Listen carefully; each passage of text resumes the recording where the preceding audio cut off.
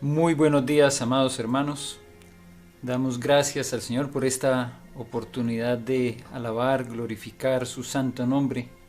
Damos gracias porque hoy Él mismo es el que nos ha convocado, nos ha llamado hacia Él y nos da ese privilegio de poder alabar, glorificar su santo nombre, recordando estas alabanzas de años atrás, pero que siguen siendo para nosotros importantes, significativas, que tienen un mensaje que nos sigue recordando que el Señor es el mismo ayer, hoy y por los siglos.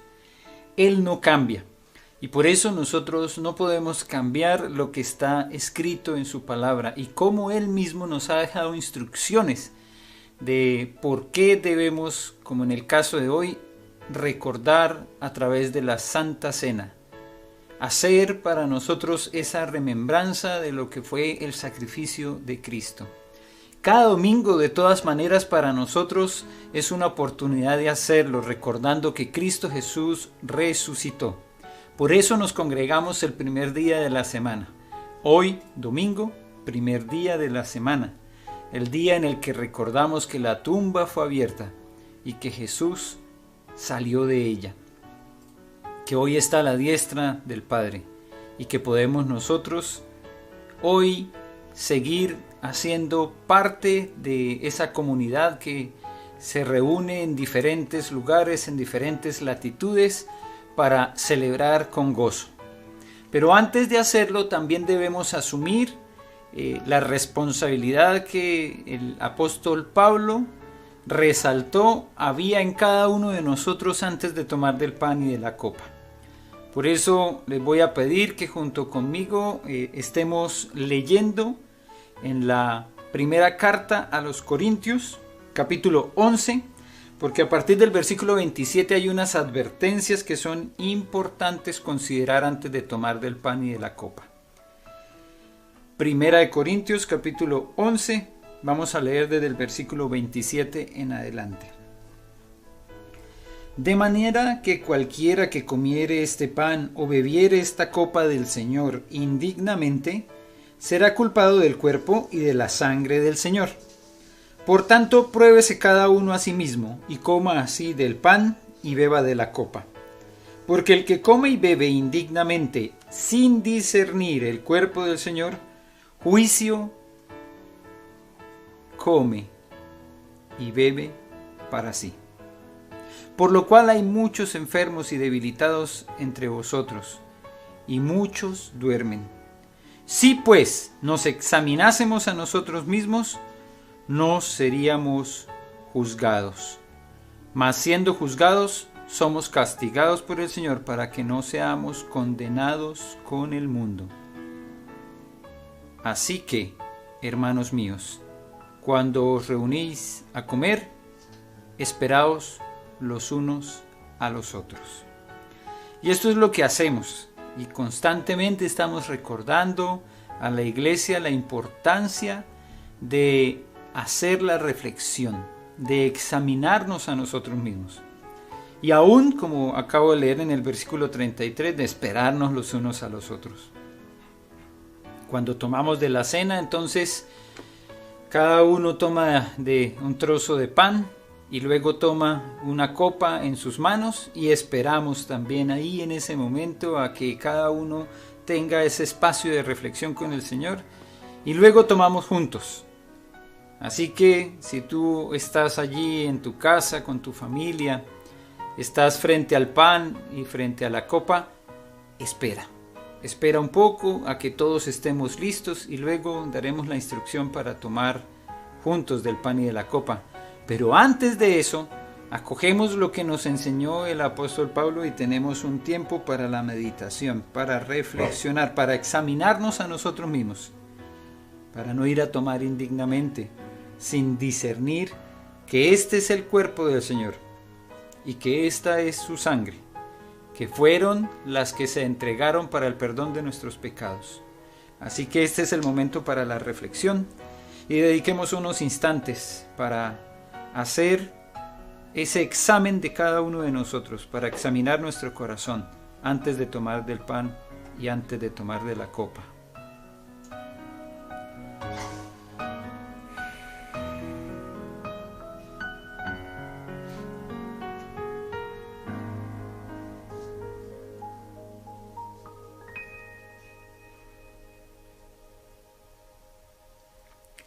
Padre Celestial, te damos gracias por esta maravillosa oportunidad que nos concedes de reflexionar en lo que ha significado para nosotros esta salvación tan grande.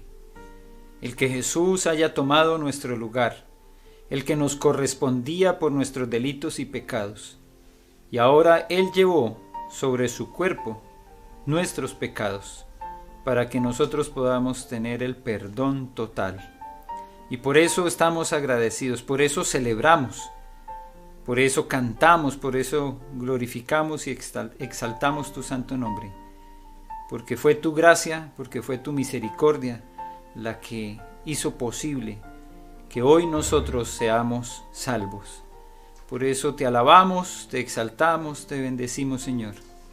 Y pedimos que tú bendigas este pan, que bendigas esta copa, y que la podamos tomar dignamente,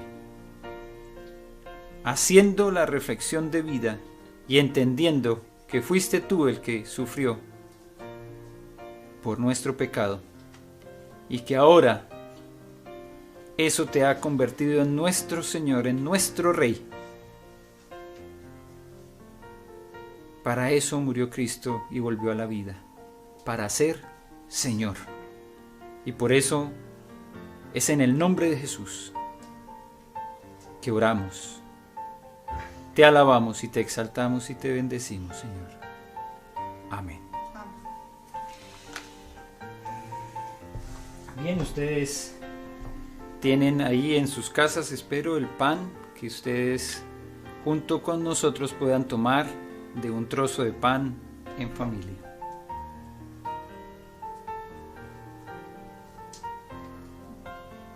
Aquí tomamos nosotros, cada uno de nosotros, un trozo de pan. Y tenemos también una copa, el jugo de la vid.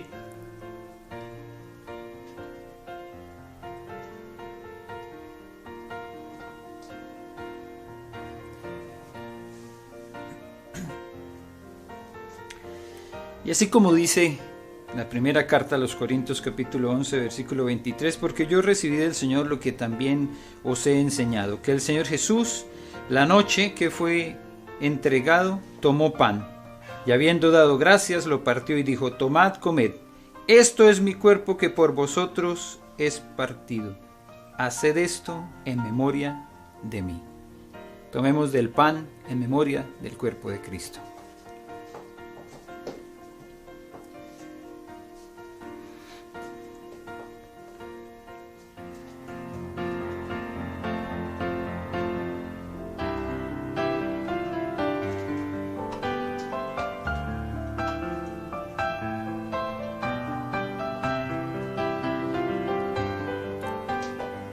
Asimismo tomó también la copa, después de haber cenado, diciendo: esta copa es el nuevo pacto en mi sangre.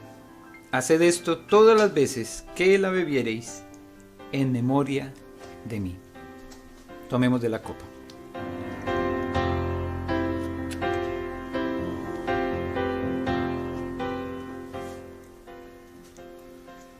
Así pues, todas las veces que comiereis este pan y bebiereis esta copa, la muerte del Señor anunciáis hasta que Él venga. Así que lo que estamos haciendo es anunciando, pero también proclamando que Cristo Jesús volverá. Gracias, Señor, te damos porque esta proclamación debe llegar también como un poderoso mensaje a aquellos que hoy están distraídos en este mundo y que no saben que tú volverás. Pero esta proclamación también es importante para cada uno de nosotros, porque pone nuestra mirada en lo que es una esperanza, y es la esperanza de gloria, que tú vas a venir por tu pueblo, Señor. Que estemos preparados, que estemos listos, que esta sea también para nosotros una oportunidad de decir: oh Señor, ven, ven. Ven pronto. Y gracias, Señor, porque así como lo prometiste, lo vas a cumplir. Que nuestro corazón, Señor, sea el mejor regalo para ti. Ahora que tú hiciste todo, que tú entregaste todo, nuestra adoración la mejor adoración es entregarte nuestro corazón. Y que esta sea también una oportunidad para recordar que no es solamente algo emocional, sino que sea la oportunidad de reflexionar en lo que es valioso e importante, un encuentro real y personal contigo, la verdadera intimidad que tú quieres tener con tus hijos. Que esa sea nuestra reflexión siempre, Señor. Te lo pedimos en el nombre de Jesús. Amén.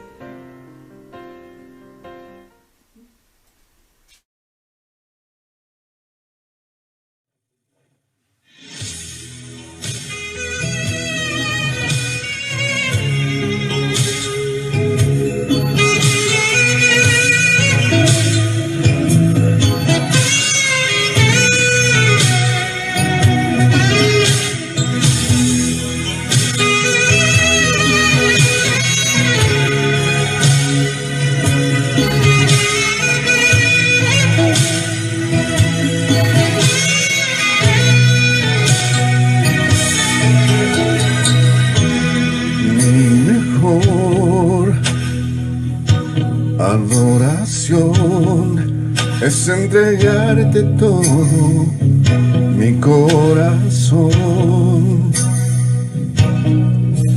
y rendirte mi vida sin reserva, Señor. Es entregarte todo mi corazón.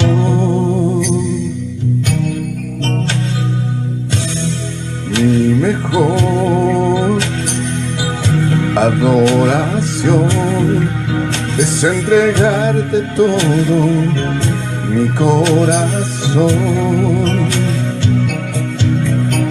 y rendirte mi vida sin reserva, Señor. Es entregarte todo mi corazón. No quiero tener un encuentro emocional. Quiero encontrarme contigo y verte, Señor, sentado en majestad. Toma mi corazón, quiero cambiar.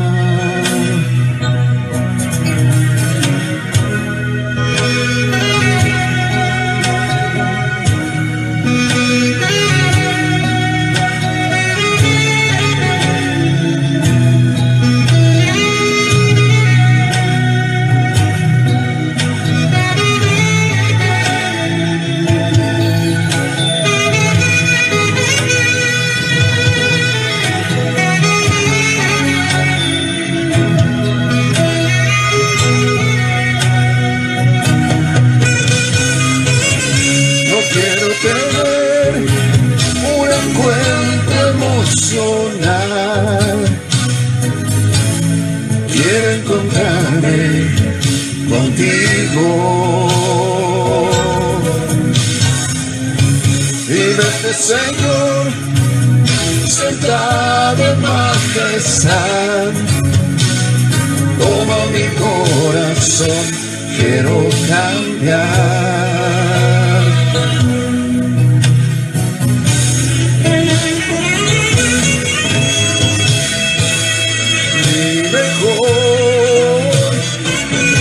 Adoración es entregarte todo mi corazón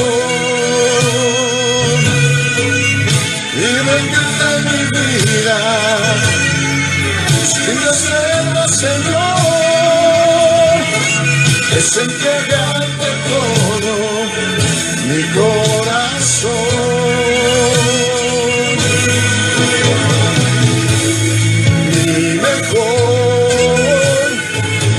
Adoración es entregarte todo mi corazón y rendirte mi vida sin reserva, Señor. es entregarte todo mi corazón, es entregarte todo mi corazón. Yo te entrego todo mi corazón.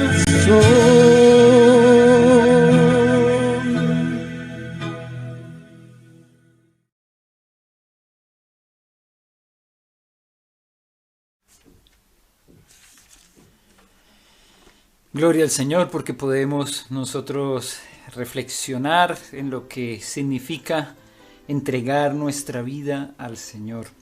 Y para eso está escrito, para eso lo dejó consignado ahí el apóstol Pablo, para que al tomar nosotros del pan y la copa pudiéramos hacer esa real reflexión. ¿En dónde está nuestro tesoro? Que es algo que van a poder reflexionar los niños en la escuela dominical, el video que presentamos al final. ¿Cuál es para nosotros lo más importante y por qué podemos a través de una canción como esta reflexionar sobre lo que significa realmente nuestro corazón? ¿En dónde está nuestro corazón? Bien, así como esta semana nosotros tuvimos la oportunidad seguramente de seguir meditando en lo que el domingo pasado la palabra del Evangelio según San Marcos, que es nuestro texto de estudio, nos motivaba a reflexionar. No vayas a caer. Es el tema que la semana pasada estábamos mirando, y aunque es tan grotesco a veces el video con lo que significa que este deportista caiga y vuelve y se levante y caiga tantas veces, pues así es nuestra vida, y es una vida que muchas veces refleja también la realidad de este deporte de las vallas, el salto con vallas, que es tan difícil a veces lograr el suficiente impulso entre una y otra. ¿Y por qué? Porque nos refleja también una realidad del mundo, y es las caídas en las que podemos nosotros llegar a encontrarnos. Por eso el Señor nos dejó una advertencia: las caídas vienen por lo que tocamos, por aquellas cosas que nosotros estamos accediendo a ellas y que implican un peligro, implican, como lo compartía la semana pasada, a veces participar de ciertas actividades que nos causan dolor o que nos afectan. Hay un grado de masoquismo realmente alto en aquellas personas que se ponen a ver películas de terror, sabiendo que a la noche les va a afectar y que van a estar así, preocupados que les sale debajo de la cama o algo así. Entonces es como acceder a algo que realmente nos va a afectar. Entonces, ¿por qué hacerlo? ¿Por qué escuchar cierta clase de música que nos afecta emocionalmente? Así que esa es una parte importante de reflexionar. También el Señor nos decía: tengan cuidado con a dónde van, qué hacen sus pies, hacia dónde los están llevando, qué clase de actividades están desarrollando, qué lugares estás frecuentando. Reflexiona sobre eso, porque como dijo el Señor, hay que hacer un corte radical sobre esas cosas. Sobre todo también por lo que miramos. ¿En dónde está puesta la mirada? ¿Qué es lo que a nosotros nos está causando esa tentación también tan fuerte? La semana pasada los jovencitos, los soldados de Jesús, reflexionaban sobre lo que sucedió con un personaje como David, que mirando desde allá, desde la terraza, encontró una mujer que se estaba bañando, y eso le hizo desearla. Y él no dejó de mirarla, seguramente más bien buscó la forma de ver más. Y desencadenó ¿en qué? En un adulterio, pero también después en un homicidio. Así que es importante que reflexionemos. Cuidado lo que tocamos, cuidado a dónde vamos, cuidado lo que miramos, porque ahí están las ocasiones de caer. Que el Señor nos ayude a reflexionar y a tener cuidado de que esto sea para nosotros una constante norma de revisión. Oye, ¿qué me está afectando con todo esto que estoy haciendo? Y si me está afectando, entonces tomemos decisiones a veces así como lo planteaba el Señor, radicales, cortar completamente. Y eso es para nosotros entonces el recurso que la palabra del Señor nos da, y es a salir, a huir, a correr, como lo hizo José. En algún momento tuvo que, ante esa tentación tan fuerte, correr y no decir, no, es que yo puedo quedarme aquí y soportarla, porque a veces es bien difícil. Así que hoy vamos a seguir adelante con el estudio de la palabra y ya finalmente terminamos el capítulo 9 de Marcos y entramos al capítulo 10. Y aquí Jesús enseña sobre el divorcio. Y este es un tema que realmente para nosotros pues es un tema de total actualidad. A veces uno pensaría, bueno, pues para la época de Jesús, ¿cómo es que se habla de temas de divorcio cuando eran unas leyes tan estrictas? Pero vamos a darnos cuenta cómo se desarrollan los eventos para que llegaran a esta pregunta. Eso lo vemos entonces en Marcos capítulo 10 y vamos a leer del versículo 1 al 12, que es donde está esta historia, este fragmento de la palabra que nos narra la interacción de Jesús con aquellos que le hicieron la pregunta sobre el divorcio y también con sus discípulos. Como siempre acostumbramos, leemos en la versión Reina Valera. Dice la palabra del Señor: levantándose de allí vino a la región de Judea y al otro lado del Jordán, y volvió al pueblo a juntarse a él, y de nuevo les enseñaba como solía. Y se acercaron los fariseos y le preguntaron para tentarle si era lícito al marido repudiar a su mujer. Él respondiendo les dijo: ¿qué os mandó Moisés? Ellos dijeron: Moisés permitió dar carta de divorcio y repudiarla. Y respondiendo Jesús le dijo: por la dureza de vuestro corazón os escribió este mandamiento. Pero al principio de la creación, varón y hembra los hizo Dios. Por esto dejará el hombre a su padre y a su madre y se unirá a su mujer, y los dos serán una sola carne. Así que no son ya más dos, sino uno. Por tanto, lo que Dios juntó, no lo separe el hombre. En casa volvieron los discípulos a preguntarle de lo mismo, y les dijo: cualquiera que repudia a su mujer y se casa con otra comete adulterio contra ella. Y si la mujer repudia a su marido y se casa con otro, comete adulterio. Oremos. Bendito Señor, te damos gracias por esta palabra que acabamos de leer. Ayúdanos, Señor, a comprender el mensaje, toda la circunstancia, lo que rodeó este momento en el que nuevamente los fariseos se acercan a Jesús para tentarle con una pregunta. Ayúdanos a tener también claridad de cómo responder cuando a nosotros también nos presenten esta clase de preguntas complejas. Y sobre todo, ayúdanos a entender tu palabra para poder ponerla en práctica. Que tu Santo Espíritu nos guíe, Señor. Es lo que rogamos en el nombre de Jesús. Amén. Bien, nos estamos enfrentando aquí a un momento en el que se acercan los fariseos a hacerle una pregunta que nosotros podemos decir es una pregunta capciosa, ¿cierto? ¿Por qué capciosa? Porque además, como dice el texto, ¿cierto? Ellos hicieron esta pregunta para tentarle. Versículo 2, capítulo 10, versículo 2. Y se acercaron los fariseos y le preguntaron para tentarle. O sea que es una pregunta aquí que no viene así nomás, no aparece como resultado de un deseo real de conocer. Es que queremos saber cuál es la respuesta. No, es que nosotros ya tenemos una respuesta y queremos ahora hacerle la pregunta a Jesús a ver qué nos dice.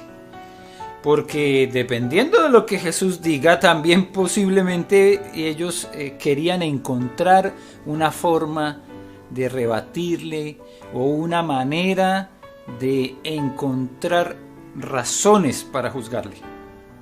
Pero como vamos a darnos cuenta, Jesús realmente tiene un método, una forma de acercarse a esa respuesta de tal manera que ellos no tengan posibilidad de discusión. Este es un tema que nosotros diríamos, bueno, pero ¿por qué esa inquietud de preguntar? Bueno, pues si miramos la escritura está muy cercano el caso de Herodes y Herodías. Herodes y Herodías. Bueno, Herodes desde ya nos causa a veces ese conflicto. Bueno, ¿cuántos Herodes son los que encontramos en la escritura? El grande, el tetrarca, Felipe, bueno, otros Herodes, habían varios ahí. No vamos a entrar en muchos detalles de la historia, pero lo que sabemos es que Herodes el Grande, al fallecer, entrega dominio también a sus hijos, y ellos se encargan de las diferentes divisiones que tenía en ese momento Palestina. Pero lo que encontramos es una historia ahí mismo en Marcos, en el capítulo 6, podemos devolvernos unas páginas, que está relacionada con la muerte de Juan el Bautista. Porque uno de estos Herodes, como dice ahí el versículo 17 de Marcos 6, el mismo Herodes había enviado y prendido a Juan. ¿A cuál Juan? A Juan el Bautista. Y le había encadenado en la cárcel por causa de Herodías, mujer de Felipe su hermano, pues la había tomado por mujer. En la historia, aquí nos cuenta entonces la historia de un Felipe, hermano de Herodes, que es bueno tener esa diferencia en los nombres, ¿cierto? Uno Felipe, el otro Herodes. La esposa de Felipe era Herodías, pero se habían separado y ahora Herodes había tomado por mujer a Herodías, que en este caso era su cuñada. Entonces esto está muy fresco en la historia, está en el ambiente todavía la situación. Es tan real esta situación de conflicto por el tema de este divorcio, porque no fue solamente un divorcio sino unas nuevas nupcias, que Juan está en la cárcel por causa de esto. ¿Y por qué? Porque dice el versículo 18, Marcos 6 versículo 18, porque Juan decía a Herodes, no te es lícito tener la mujer de tu hermano. ¿Cómo? ¿No es lícito? Claro, ante la ley, ante la realidad social, así ellos estuvieran gobernados por los romanos, no era lícito, no era correcto. Entonces, a él, a Juan, lo acechaban también y finalmente lo asesinaron por causa de este conflicto. Vean que no es un tema menor. Cuando le preguntan a Jesús, entonces, todo el pueblo sabe que la muerte de Juan, la decapitación de Juan, fue por causa de ese mismo tema, del divorcio de Felipe y Herodías, y el nuevo matrimonio o el nuevo casamiento entre Herodes y Herodías. Tremendo tema. A veces nosotros pasamos por alto ese contexto, ¿cierto? Es como si hoy nos preguntaran por el coronavirus y nosotros pudiéramos llegar a decir, ¿cuál coronavirus? ¿Qué es eso? No, ya este es un momento en el que nosotros difícilmente encontraremos una persona que no ha escuchado algo sobre el tema o que no ha sido afectada por esta realidad. Así que en ese momento, cuando le hacen la pregunta a Jesús sobre el divorcio, está muy fresco en todo el ambiente lo que había pasado. Y Jesús está también en una posición en la cual el grupo político, religioso que está alrededor de él buscan maneras de tentarlo. Y digo político porque así como habían fariseos, habían escribas, habían saduceos, habían herodianos, gente que eran seguidores fervientes de Herodes. Y este Herodes entonces tenía una preocupación, que este Juan hubiese aparecido nuevamente. Herodes, dice en el capítulo 6, para no perder el contexto, recuerden que necesitamos todo el contexto. Herodes había escuchado que había un Jesús que era muy famoso. La gente se agolpaba junto a él. Y dice en el versículo 15, capítulo 6, versículo 15, otros decían es Elías y otros decían es un profeta o alguno de los profetas. Al oír esto, Herodes dijo, este es Juan, el que yo decapité, que ha resucitado de los muertos. Imagínense, estaba en la duda. Algunos tenían la duda si este Jesús era Juan el que habían decapitado. Y ahora vienen los fariseos a hacer la pregunta, una pregunta bien capciosa. ¿Es lícito el divorcio? Con todo este panorama ahí de lo que estaba pasando con Herodes y Herodías. La respuesta de Jesús entonces es muy sabia. Porque claramente él habría podido decir, sí, no es lícito repudiar a la mujer y no es lícito que el hombre se case con otra ni que esa mujer se case con otro. Y en ese momento entonces alguien le habría podido decir, Ah, o sea que estás diciendo que Herodes tiene una relación ilícita con Herodías. Y meterlo en problemas con en ese momento gobernante. Por eso Jesús entonces utiliza esa sabiduría y les refiere rápidamente la respuesta ¿a dónde? A la ley que tanto defendían los fariseos. ¿Qué les dice Jesús? ¿Qué os mandó Moisés? ¿Qué os mandó Moisés? Y claro, ellos sabían muy bien qué era lo que decía la ley de Moisés. La ley de Moisés, de la cual ellos tenían mucho conocimiento, permitía dar carta de divorcio y repudiarla. Eso lo encontramos nosotros en el Antiguo Testamento, en Deuteronomio. En Deuteronomio capítulo 24, versículos 1 al 4.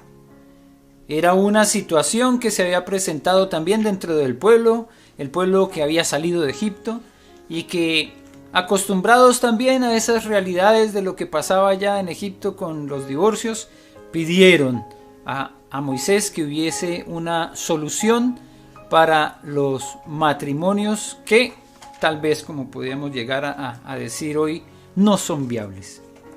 Pero ¿qué es lo que entonces dice realmente que debe hacerse para disolver un matrimonio? ¿Cuáles son las justificaciones? Pues como los discípulos de Jesús tenían a su maestro ahí para preguntarle, pero los fariseos no tenían a Moisés para preguntarle, ellos tomaron sus decisiones. Ellos hicieron sus propias interpretaciones de la ley. Lo que dice Deuteronomio capítulo 24 es: cuando alguno tomare mujer y se casare con ella, si no le agradare por haber hallado en ella alguna cosa indecente, le escribirá carta de divorcio y se la entregará en su mano y la despedirá de su casa. Y salida de su casa podrá ir y casarse con otro hombre. Pero si la aborreciere este último y le escribiere carta de divorcio y se la entregare en su mano y la despidiere de su casa, o si hubiere muerto el postrer hombre que la tomó por mujer, no podrá su primer marido que la despidió volverla a tomar para que sea su mujer, después que fue envilecida, porque es abominación delante de Jehová, y no has de pervertir la tierra que Jehová tu Dios te da por heredad. Claro, aquí hay un concepto bien definido de lo que significaba esa posibilidad de divorcio. Es por haber encontrado algo que desencadenara en el divorcio realmente una razón, una motivación. Se me perdió aquí el versículo que yo quiero leer, y es que halle algo indecente. La falta de la decencia entonces en este momento se entiende como parte de la moral y no como algo que fuera vano o trivial. Pero nos dice la historia, por ejemplo, de estos fariseos, que ellos habían hecho todo un desarrollo, una ampliación de las razones por las cuales podían llegar a divorciarse. Nos dice entonces que ellos interpretaban esta ley como, por ejemplo, la escuela Hillel, que eran las escuelas de interpretación de la Biblia, como una motivación muy justificable para el divorcio, el que la mujer quemara la comida. ¿Ya se están riendo ustedes? Porque a mí me causa risa el hecho de que ellos encontraran como justificación posible para entregar carta de divorcio el que quemaran la comida. Eso era, así era como lo veían, como una justificación real. Y ahí es donde nosotros nos preocupamos, ¿cierto? ¿Eso se podría catalogar como indecente? No, realmente no. Y posiblemente nosotros que hemos estado en estos días de cuarentena, en la prueba y el error, haciendo diversas preparaciones, cumpliendo con algunos propósitos que habíamos tenido como hacía mucho tiempo, me gustaría hacer tal cosa, probemos tal receta. En una de esas puede ser que a alguien se le haya quemado algo, ¿cierto? ¿Y qué tal que tuviéramos en ese momento la justificación apropiada para un divorcio? En el caso mío, hice un pan que se quemó de tal manera que estaría en grave peligro mi matrimonio. Pero no es tan así como fue escrito realmente. Sin embargo, la interpretación que le habían dado a la escritura les permitía encontrar una justificación para el divorcio en un tema tan liviano. Había otra escuela de interpretación que es la escuela Shammai, que ellos sí se fueron a una aplicación mucho más estricta de lo que es el texto. Y dijeron que la única justificación era el adulterio.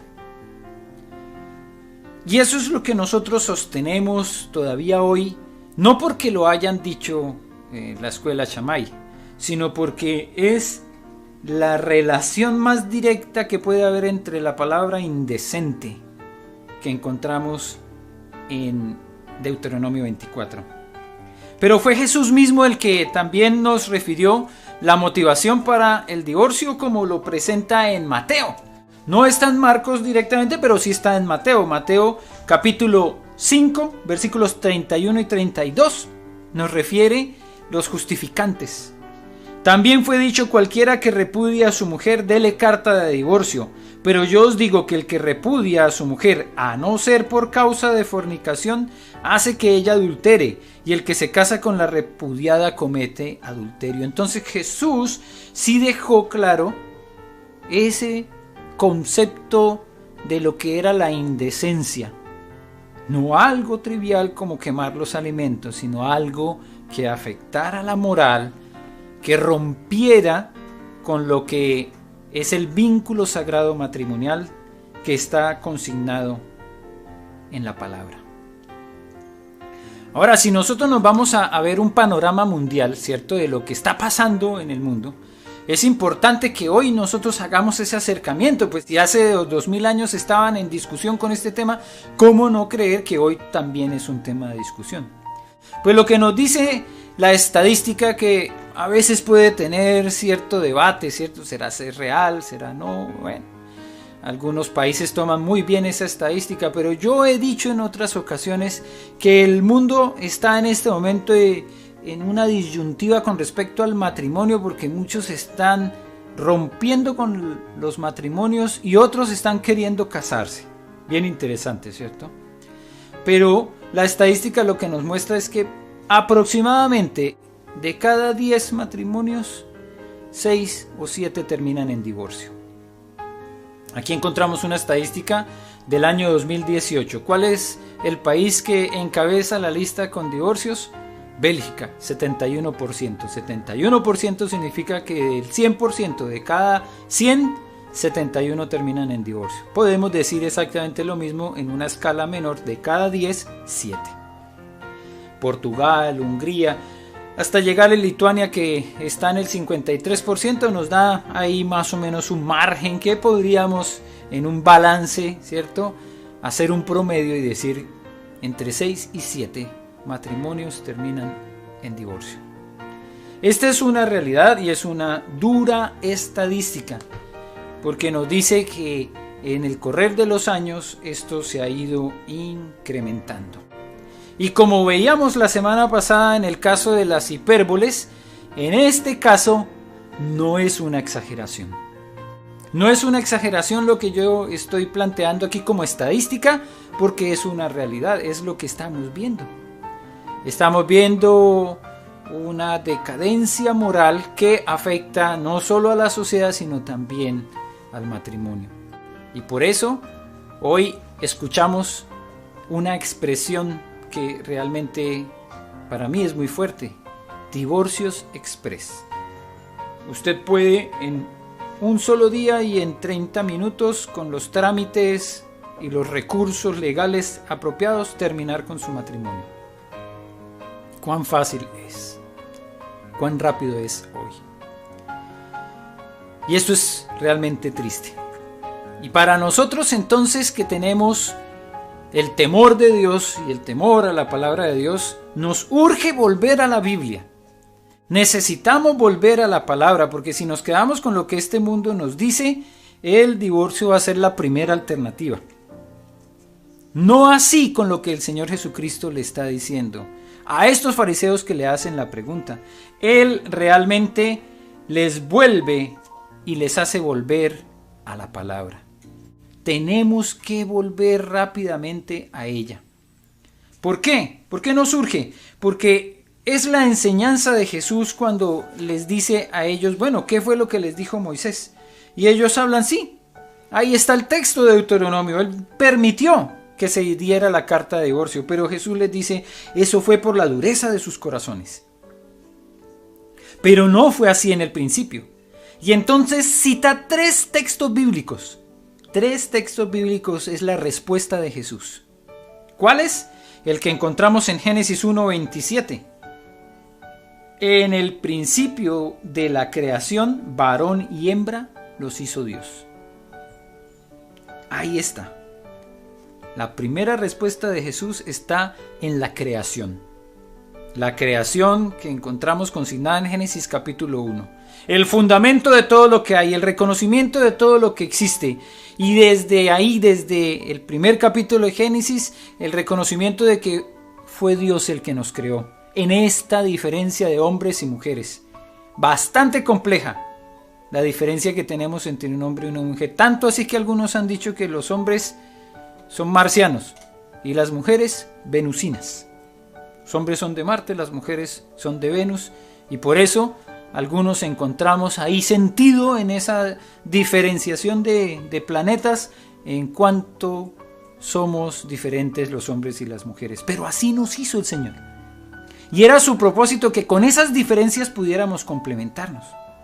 De tal manera que dice enseguida, por eso dejará el hombre a su padre y a su madre y se unirá a su mujer. ¿En dónde está esto?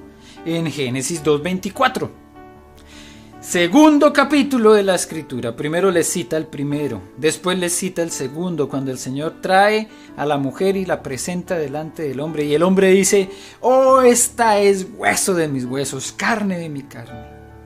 Y hace esa expresión de alegría porque el Señor le trajo su complemento. Y después entonces nos recuerda otro texto en el capítulo 5 versículo 2 de Génesis, que también dice, varón y hembra los creó y los bendijo. Varón y hembra los creó y los bendijo. Jesús entonces cita tres textos de la escritura para recordarnos a nosotros que si hay un tema de divorcio, no podemos tomarlo tan livianamente como lo hizo la escuela de Gilel y decir es que teníamos incompatibilidad de caracteres. No pensábamos igual. ¿Cuál hombre y cuál mujer piensan igual?